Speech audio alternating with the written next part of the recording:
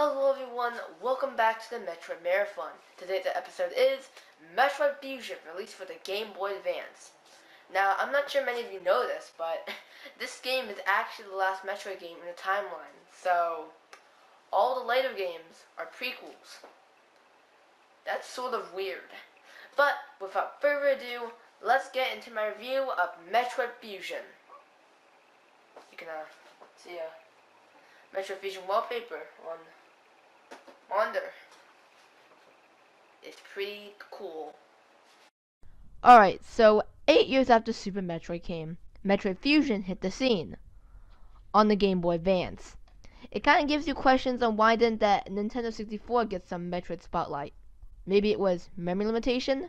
Putting a game like Metroid onto a 3D system was impossible? Well, take a look at Ocarina of Time. That game was huge, but I sort of think I can understand why they didn't do it.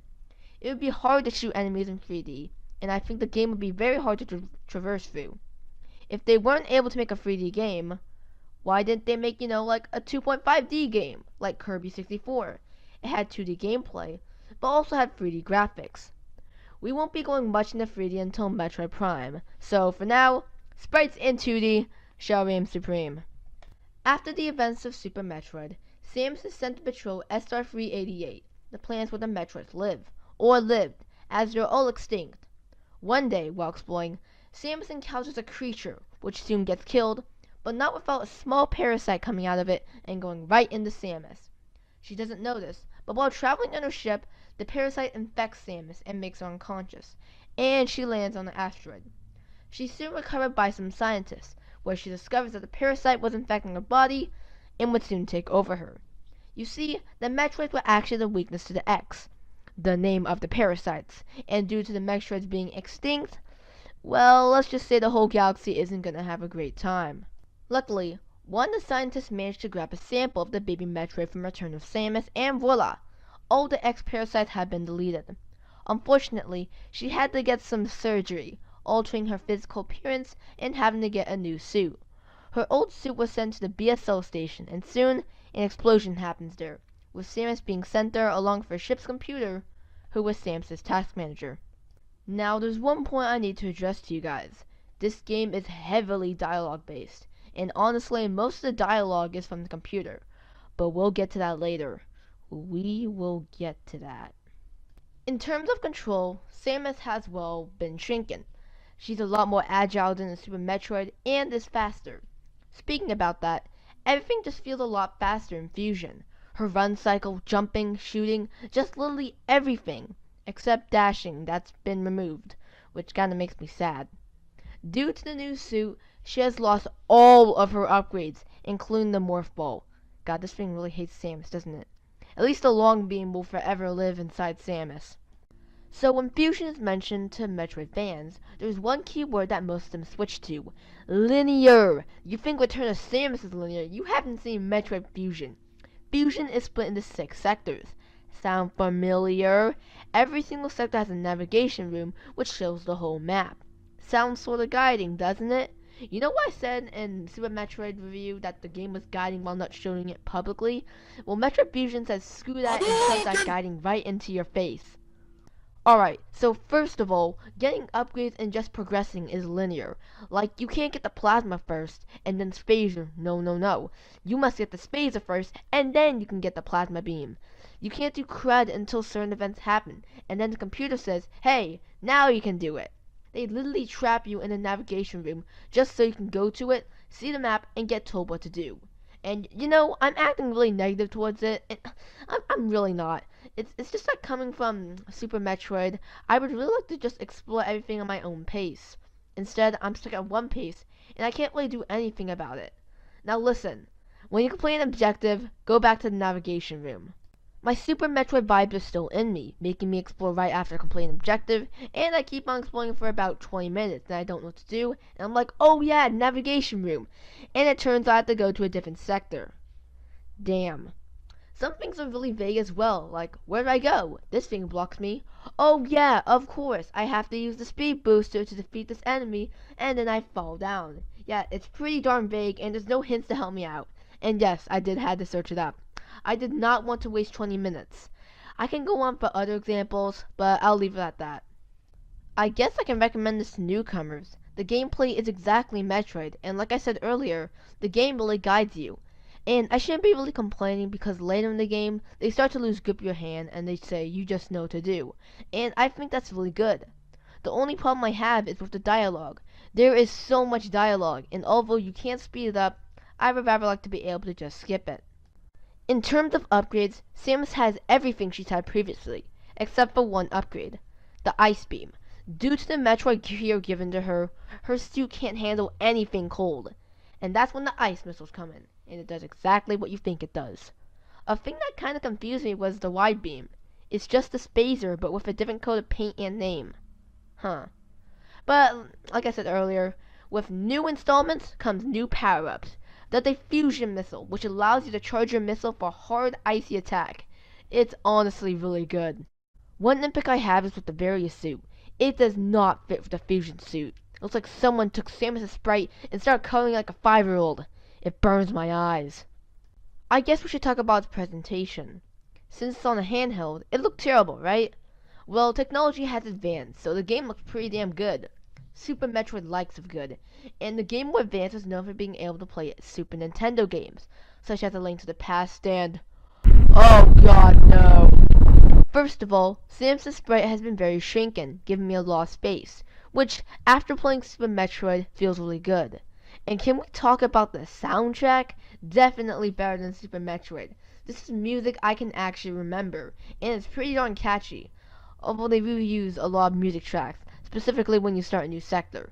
The track, Facing a Huge Reaction, plays literally every time you go into a sector, I swear to god.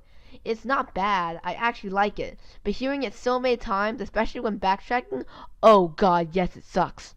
The maps aren't really at the level of Super Metroid, mostly because they're all split into different sectors, and although there is an amount of secrets to be found, I found each of these maps linear, mostly because the navigation room just straight up gives you the whole map and gives you your target location.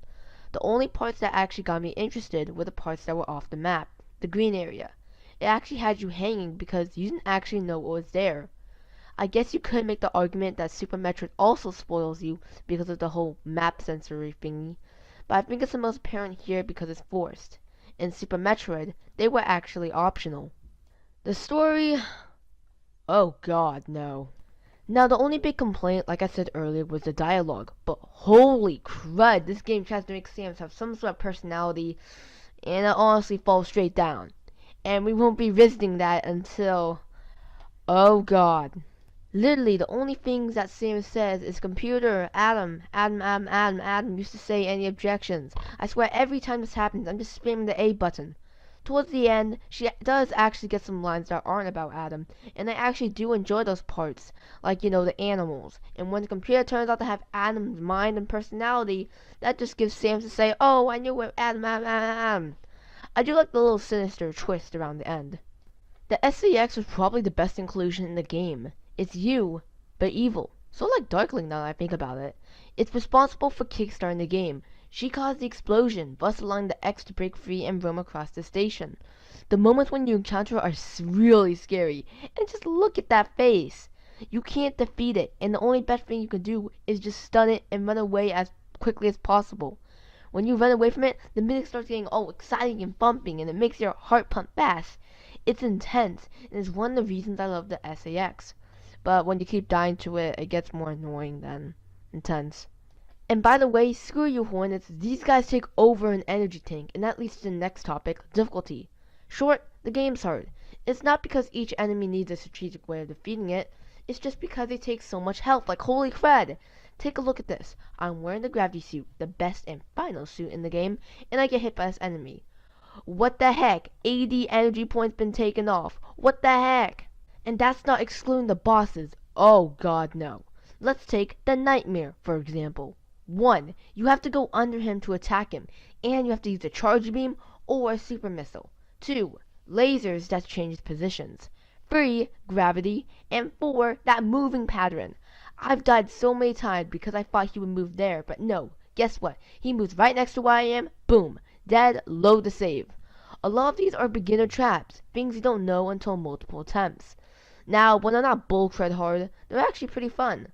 The ones that are challenging test your skill and make sure you're paying attention to the game. If only they weren't overshadowed by these bosses. By the way, I'm getting Cuphead, oh god. As we delve deeper into the game, we start to learn some, well, interesting secrets. We start seeing the 5 forms of Metroids into containment cells. We soon figure out that the Galactic Science Federation, what's the name again? Anyway, they're reproducing Metroids for a peaceful application. Yes, we know that they just want to harness the power. And they're also trying to harness the X parasites, since they have unknown power that they can harness. Samus knows that the X could spread throughout the entire galaxy, so she says screw that and goes to explore the goddamn space station, wiping out all the X parasites and the Metroids as a whole. Her plan does go well until a freaking Omega Metroid barges in. I swear everyone is taking steroids. First you're like the size of Samus and now you're Goliath. The SAX comes in and is all like, we must destroy all Metroids, and proceeds to play like someone who plays Metroid for the first time. It gets beaten up, and oh yes, we finally get our old suit and beat the ever-living crud out of it. Her ship comes, takes her, and the station blows up, ending Metroid Fusion. By the way, the animals saved her, so yay. So, like I said, no. So, like I said in the beginning of the video, this game is chronologically the last Metroid game timeline. And like I said earlier, again in the beginning of the video, all lady games are prequels. So, yeah. So, yeah, I'm curious to see what the story has after this. We barely get any confirmation. The space colony is destroyed. The Metroids are wiped, the X is wiped, the Galactic Federation is probably going to go after Samus since they know that she destroyed the space station, and it just leaves a lot more questions to what exactly happened, like, you know, what happened, you know, and we never get any confirmation, not confirmation, but we never get any answers, because all the later games that come after Fusion, they're all in the past. We never really get anything that moves forward, and I really hate that. I'm actually really curious to see what the story has in store for us. Maybe Metroid Prime 4 can actually take place after Fusion. Like, can we get a game that come place after Metroid Fusion? Like, you know, Metroid Prime 4, or like maybe a new Metroid Prime game might come out in 2019 or something. I'm not exactly sure, but I'm really this game was the least the least thing I expected from the game was a story that I was really curious. I was like what do you call it when you like invested in the story, and despite me saying that the story really sucked in the review, like the whole giving Sims a personality thing, making her act like a normal human being. That was usually my main complaints about the story was just about the characters, not characters, but just Samus herself, you know, just Samus. But I didn't really talk about the story itself, like about its leading plot twist, Alan Malkovich and Malkovich. But like, I'm really interested in the story. That's all I'm really curious about. Like, it's like a cliffhanger that isn't gonna like be driving me for nuts like every single day. Where's the story of Metroid Fusion? You know, probably just gonna last me like just maybe a week or so, and then I'll probably just get over it. But I want to know what happens, and we might never get that answer for people who originally got the game Metroid Fusion. It's been like over like 10 years for them, and they still haven't got an answer for that. So I feel pretty bad for them. So yeah, sorry for that non-script thing. That was terrible. There was no script. And I think I messed it up. I'm going to cut a lot of points off of it. So next time we'll be taking a look at Metroid Zero Mission, a remake of the original Metroid on NES. Is it better than Metroid on the NES? Yes, but we'll soon find out the reasons soon enough. Yeah. So it's just gonna end. I was just gonna do like a discussion about like motivations and but I don't think that's necessary anymore. Yeah. So pretty cool.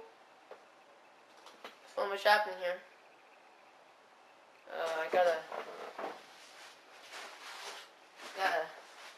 Got this.